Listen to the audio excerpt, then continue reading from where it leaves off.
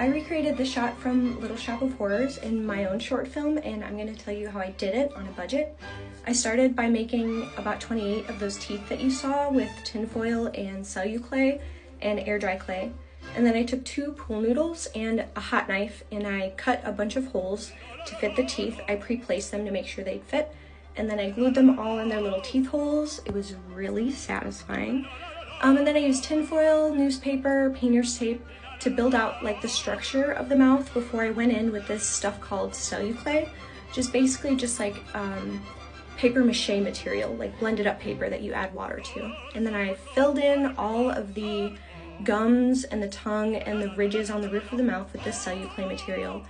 I sanded it down a little bit once it was dry, and then I went over top of it with a bunch of air dry clay to smooth it out and create more of the gum texture that I was looking for.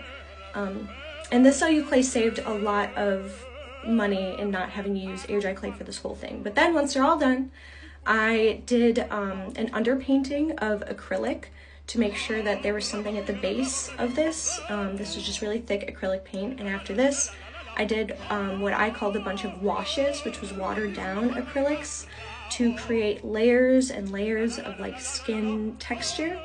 I also, in between the layers, did paint markers to add little details on that. And then when I was all done, I sprayed it several times with a different sealer. But if you'd like a full tutorial about this, there's going to be one up on my YouTube soon, so check it out.